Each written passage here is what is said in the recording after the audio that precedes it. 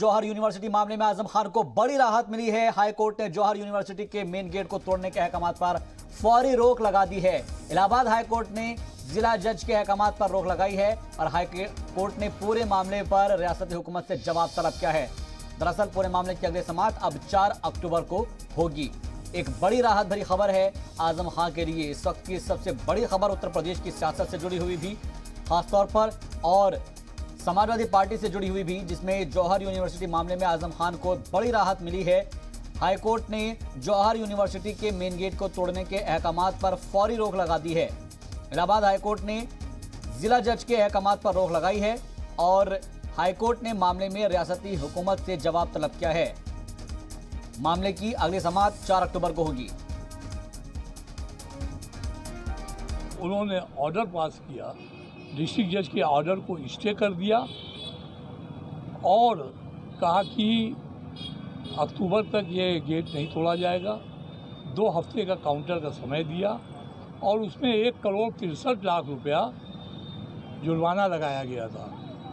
तो 1,63,00,000 रुपये में 30% जमा करने का आदेश दिया और कहा कि आम रास्ता ये नहीं रहेगा, PWD का गेस्ट हाउस है, वो लोग अगर जाना चाहें तो जा सकते हैं। तो सुना आपने कि क्या कुछ कहा है कोर्ट की जानिब से, और जौहर यूनिवर्सिटी मामले में आजम खान को एक बड़ी राहत है। यानी कि अब कुल मिलाकर ये तो तय हो गया है कि 4 अक्टूबर तक उस जो एक तरीके से गेट था यूनिवर्सिटी का, उसको तोड़ने के ऊपर पाबंदी अब लगा दी गई है, फौरी रोक लगा दी गई है। तकरीबन 4 अक्टूबर तक इस पूरे मामले को लेकर अब क्योंकि अगली समाअत होनी है, तो ऐसे में ये देखना है होगा कि 4 अक्टूबर के बाद क्या कुछ होगा।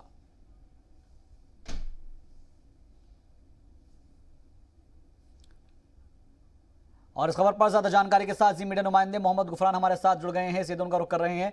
गुफरान, क्या जानकारी मिल पा रही है? हाईकोर्ट ने क्या कुछ कहा है? देखिए, ये आजम खान सपा सांसद के लिए एक बड़ी राहत है। उत्तर प्रदेश की योगी सरकार ने पिछले दिनों जिस तरीके से तमाम मामले लगातार हाईकोर्ट आए, उसमें ज्यादातर मामलों में आजम खान को राहत मिली, लेकिन अभी भी वो जेल में है। लेकिन जिस तरीके से यूनिवर्सिटी का मामला इलाहाबाद हाईकोर्ट पहुंचा और हाईकोर्ट में साफ तौर पर जो राहत दी है, उसमें ये कहा है कि गेट जो है तोड़ने पर रोक लगा दिया और हाईकोर्ट ने अपने आदेश में ये कहा है कि आजम खान इस पूरे मामले में जिस तरीके से उनको बनाया गया था, इस मामले में आरोपी कि उन्होंने अवैध तरीके से इस गेट का निर्माण कराया था, कोर्ट ने इसको भी एक तरीके से अभी मानने से इनकार किया है। इस पूरे मामले पर कोर्ट ने स्टेट से जवाब मांगा है। 2 हफ्ते के भीतर स्टेट काउंसिल जो है वो अपना जवाब इस पूरे मामले को लेकर के दाखिल करेंगे। एक बात जरूर है कि कोर्ट ने ये कहा है कि ये गेट जो है, गेट का जो रास्ता है वो PWD का है, उसको आम रास्ता मानने से इनकार कर दिया। कोर्ट ने साफ तौर पर कहा कि आम लोगों के लिए इस रास्ते का इस्तेमाल नहीं हो सकता, अगर जरूरत है तो सिर्फ PW के कर्मचारी जो हैं PWD के, वो इसका इस्तेमाल कर सकते हैं। लेकिन फौरी तौर पर जिस तरीके से इस पूरे मामले को लेकर के स्थानीय जो अदालत थी रामपुर की, उसने जिस तरीके से इस मामले को डिमोलिश का आदेश पारित किया था, उसी को चैलेंज किया गया था आजम खान के अधिवक्ताओं की तरफ से। और एक बड़ी राहत जो है आज आजम खान को इलाहाबाद हाईकोर्ट से मिली है। इस मामले में कोर्ट ने इस पूरे मामले पर रोक लगा दी है ये डिमोलिश करने पर, और 4 अक्टूबर को इस पूरे मामले पर अगली सुनवाई की तारीख भी तय कर दी है।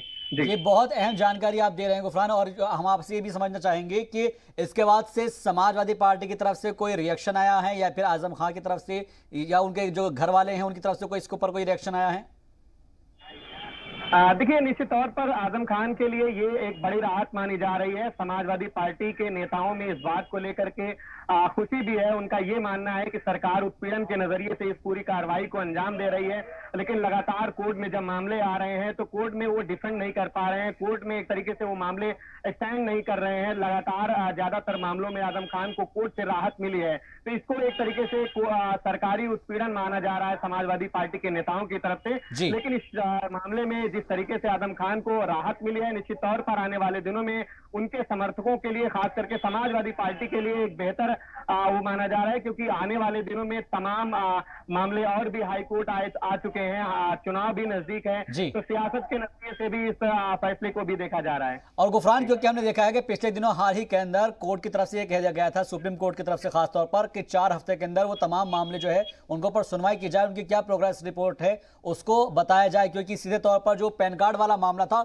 उसमें एक तरीके से अंतरिम राहत जरूर दी गई थी। तो क्या ये मानकर चला जाए कि सुप्रीम कोर्ट हो या फिर हाई कोर्ट, वो भी इस चीज को समझ रहा है कि ये सियासी तौर पर है, क्योंकि ये इल्जामात समाजवादी पार्टी की तरफ से कहा गया है कि ये सियासत के हिसाब से या फिर बदले की भावना से सारे के सारे जो मुकदमा थे वो दर्ज किए गए हैं?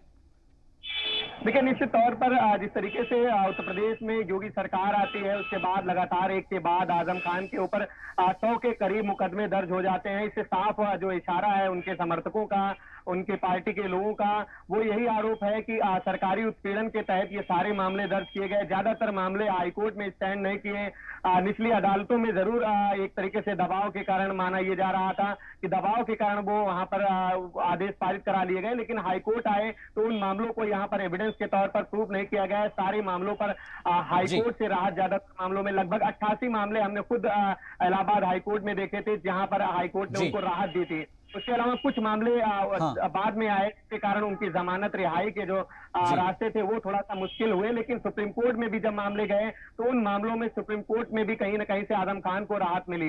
बिल्कुल, तो आजम खान के लिए ये बड़ी राहत है और समाजवादी पार्टी के लिए खासतौर पर ये बड़ी राहत है कि अब जो गेट है जौहर यूनिवर्सिटी का उसको तोड़ा नहीं जाएगा। कम से कम 4 अक्टूबर तक तो ये फैसला नाफिज रहेगा, उसके बाद आगे कोर्ट की तरफ से क्या दलीलें दी जाती है ये देखना बेहद दिलचस्प होगा। बहुत बहुत शुक्रिया हमसे बातचीत के लिए, तमाम जानकारी के लिए गुफरान आपका।